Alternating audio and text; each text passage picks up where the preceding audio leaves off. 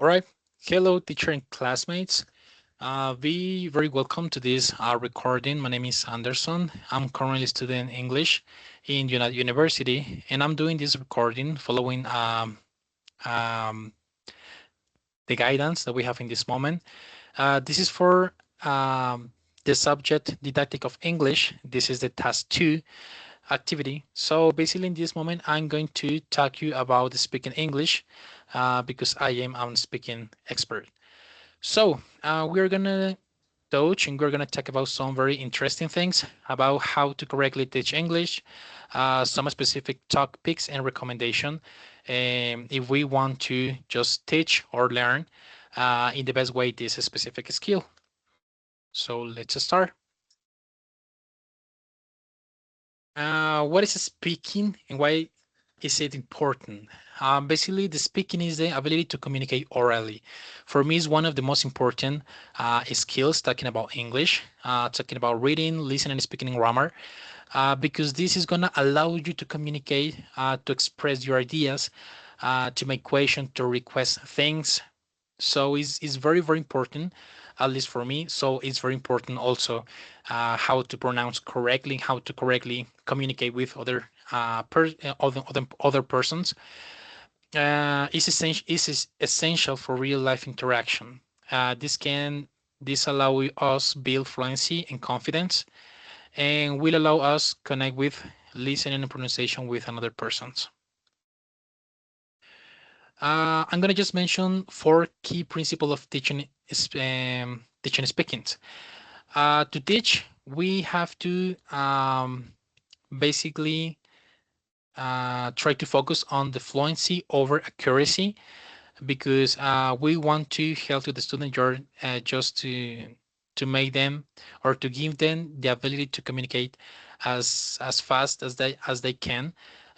Just allow us to make it with fluency. We have to help them with meaningful communication because they have to know what they are talking in the moment, just to avoiding stop while they are talking.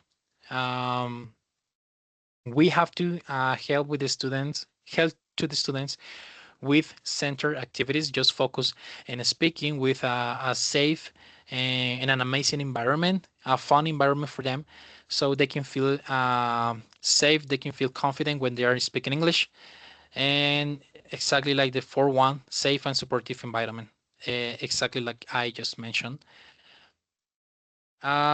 Communicative approach. We have to use a real life communication for day by day. So we can just teach them some day by day verbs, some words that they are going to use on their real life. We have to basically improve some interaction, pairing groups, work in order they can just improve their English in real time on a safe environment. We have to give some task-based learning, focus on the speaking, and functional language use. Some effective speaking activities. Basically, we're on a classroom. We're going to use some role plays, discussions, information gap activities, simulation real life situations on pairs, online games. I love this part because we can use technology and we can create a safe environment to speak. Some challenges and some solutions. I'm gonna just mention three. The first one is fear of making mistakes. Some students can avoid to express their idea because they feel afraid to make mistakes. So we can create a safe environment like we mentioned before. The second one is lack of vocabulary, so we can provide useful expression at the beginning of the class so they can use that expression to continue the class. This is going to increase the probability that they can participate without feel afraid. And the last one is low confidence. We can encourage participation. We can create a safe environment so they can participate. Doesn't matter if they make mistakes. We can help them with that. Now we are going to talk about the CEFR.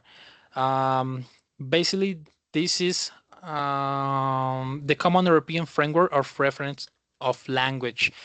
What is this? This is basically like the manual This is basically like the guidance or the rule that we can to know in which specific level we can just teach specific topics. For example, A1, use basic expressions, introduce themselves, name, age of country, or A2, which is the second one level, in this specific guidance or manual. Talk about daily routine, describe people, places, and activity for A2. B1, B2, and B1, we can just mention, for example, express opinion, talk about past experiences. B2, speak fluently and spontaneously participate in discussions. This is just some examples, but basically, this is just to know in which specific level we can teach to the student some specific topics. Because if we, for example, decide to teach B1 topics for A2 student, it's gonna be very hard for them, and probably they are not gonna understand easily. And we are gonna try to do the best for the class in order to they can improve their English in the best way. Finally, in the guide of in the PDF for this task 2, I had to create an activity for A2 student level for adults, not too much people. So I created a tourist guide challenge. This is my New York map interactive. So basically in this activity, we are going to use this little man in purple that we have in this moment in the 42th Street. And we are going to teach at the beginning of the class this target vocabulary: next to, across from, between, on the corner, near, far, turn left, turn right, go straight, in front of, behind of. And we are gonna ubicate this man on any specific place of the map. And for example, in this moment, if I want to go to hospital, I can say from the 42th Street, go ahead 2 blocks. You're gonna and across, or you're gonna pass the Empire State Building. At your left is gonna be the cinema. When you're left to the corner, you are gonna turn right and go ahead just 1 block, and in the middle of the next block the library is going to be at your next, or you're going to say what is the build that is behind of the library. So the student have to basically create all these guidance, or they are going basically to talk or speak a lot using this interactive map. So that should be all by today. Thank you so much to watch this recording, and that should be all. Thank you so much.